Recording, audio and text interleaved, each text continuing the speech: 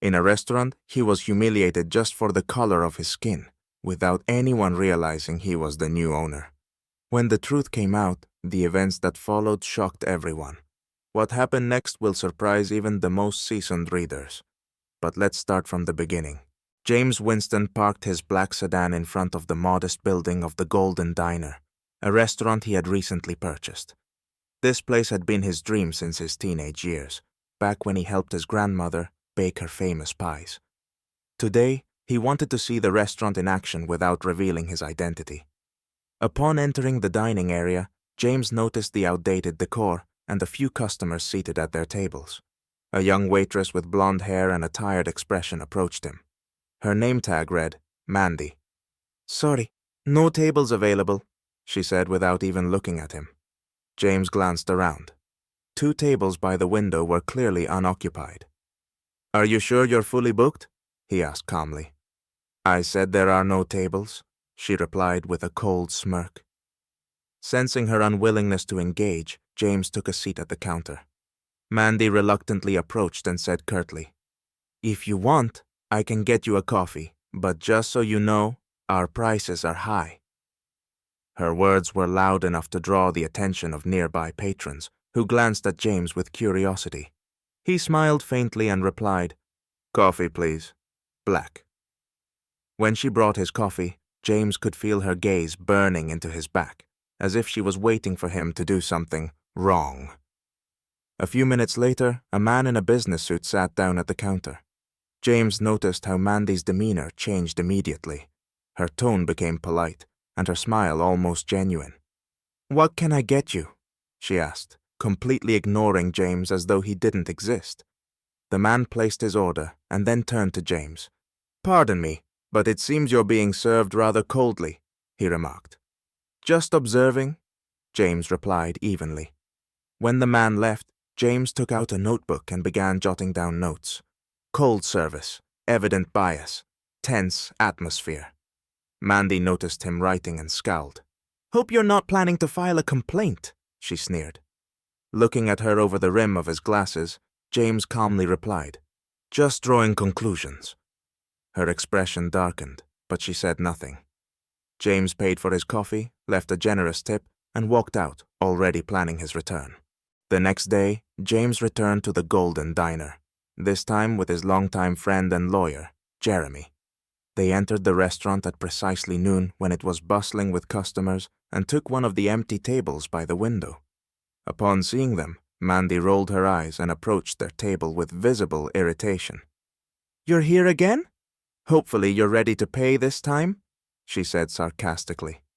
James smiled calmly. "We'd like to order lunch." "We don't serve people like you," she said with a strained smile, raising her voice so that other patrons could hear. "People like us?" Jeremy raised an eyebrow. "You know exactly what I mean," she replied curtly, gripping her notepad tightly. The area around their table fell silent as other diners began to pay attention. Some openly stared at the scene, while others pretended not to notice. James leaned over to Jeremy. "Taking notes?" "Every word," Jeremy replied quietly, opening his notebook. "If you don't like it here, you can leave," Mandy said loudly, clearly feeling emboldened. At that moment, the manager, Frank, emerged from the office to address the commotion. "What's going on here?" he asked. Mandy immediately went on the defensive. "They're causing trouble. I'm just doing my job." Frank turned to James, who stood up from his seat. "Are you sure she's actually doing her job?" James asked, his voice calm but steely. "And who are you to question me?" Mandy interjected, her tone now openly scornful. James paused, then said, "I'm James Winston, the new owner of this restaurant." The room fell into a stunned silence. Mandy froze, her face turning pale. Customers whispered among themselves as Frank slowly looked from Mandy to James. "This is a joke, right?" Mandy stammered, her voice shaking. "No. Starting tomorrow, we'll be making changes, beginning with your attitude toward customers," James replied coldly. Without waiting for a response, he turned to Jeremy. "Let's go. We've seen enough." As James and Jeremy walked out, The restaurant buzzed with whispers. Mandy stood frozen in place, her hands trembling, while Frank realized the restaurant's future had just taken a drastic turn. The next morning, tension filled the Golden Diner. The staff had gathered in the dining area, unsure of what to expect. Word had already spread that James was the new owner, and everyone was discussing the events of the previous day. James entered the room with a serious expression, followed by Jeremy, who held a tablet. The employees fell silent as he stopped in the center of the room, scanning the group. Mandy sat in the corner, her face tense, nervously fidgeting with her uniform. Frank stood to the side, looking unsure of what to do. "Good morning," James began, his voice steady but firm. "As you all know, I am the new owner of this restaurant. My goal is not just to keep it running, but to transform it into a place where people want to return time and time again. However, what I witnessed over the past 2 days has shown me that serious changes are needed." He paused, letting his words sink in. "Let's start with the most pressing issue. Yesterday, I encountered behavior that is unacceptable in any establishment. Mandy." He turned to her, and she shrank in her seat. "Please explain to everyone why you refused to serve me and my friend." The room was silent as everyone turned to Mandy, who slowly raised her head. I didn't know who you were," she stammered, trying to appear innocent. "And if I had been an ordinary customer," James asked, "would your attitude have been any different?" "I just thought you couldn't afford our service," she mumbled, avoiding his gaze. "Couldn't afford it?" James repeated, his tone growing colder. "Let me make one thing clear. Your job is not to judge customers, but to provide them with excellent service. Any form of bias based on appearance is unacceptable." Mandy opened her mouth to protest, but James raised a hand to stop her. "Your behavior damages this restaurant's reputation," he continued. "If you treat one customer this way, it means it can happen again." Frank tried to intervene. "Maybe we should organize training for the staff. I'm sure we can fix this." "I've already made my decision," James interrupted. "Mandy, you're fired." Mandy jumped to her feet, her face flushed with anger. "This isn't fair," she yelled. "You can't fire me over 1 day." "I can and must," James replied firmly. "This wasn't a mistake. It was a deliberate choice that harms the entire team. We can't build a business on disrespect." Mandy looked around at her colleagues, hoping for support, but everyone avoided her gaze.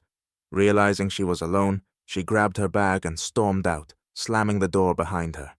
Turning back to the staff, James said, "Starting today, things will be different. I'll be investing in renovations, updating the menu, and implementing mandatory training for all employees. I want the Golden Diner to be a place where every customer feels welcome. If any of you aren't ready to embrace these changes, the door is open." The staff exchanged glances. James continued, "I'm not here to point fingers. Instead, we're going to focus on building a better future. But let me be clear, if I see anyone undermining our efforts, the consequences will be the same." A week after the meeting, the restaurant began to change. Following Mandy's departure, the staff seemed more energized. Some admitted that her behavior had created tension, and that her dismissal signaled a new era. James personally oversaw operations in both the kitchen and the dining area. He hired a new chef to revamp the menu with modern dishes and initiated renovations to refresh the interior. The old furniture was replaced, maintaining the diner's cozy atmosphere. New signs appeared on the windows, updated menu, and welcome to all guests. Most importantly, James introduced staff training programs on customer service and combating bias. At the first session, he addressed the team. "We all make mistakes. What matters is learning from them and becoming better. This restaurant is now your home, and every customer who walks through those doors is your guest. Show them respect, regardless of their appearance, income, or beliefs." The staff began working more cohesively, and customers noticed. Soon, the restaurant was bustling again. James often overheard patrons praising the new menu and the warm service. One day, an elderly couple walked in, looking like they hadn't dined out in years. A young waitress greeted them with a warm smile and helped them find a seat. A few minutes later, James approached their table. "Good afternoon. I hope you're enjoying your visit." "This is the coziest place we've been in a long time," the woman said. "Are you the owner?" "Yes," James replied with a nod. "Thank you for creating such a welcoming place," the man added. Their words reassured James that his efforts were paying off. Meanwhile, Frank, the manager, also changed. He began communicating more with the staff and listening to their suggestions. During a meeting, he approached James. "Thank you for giving me a chance to stay. I've realized my role is to set an example for the team, not just focus on numbers." The restaurant became more than just a place to eat. It became a symbol of transformation. James had turned it into a business built on respect and equality. Over coffee one day, Jeremy told James, "You didn't just change this restaurant, you showed everyone what real leadership looks like." James smiled and replied, "This is just the beginning." And indeed, the Golden Diner entered a new era, where every dish and every customer became part of a story about fairness and equality.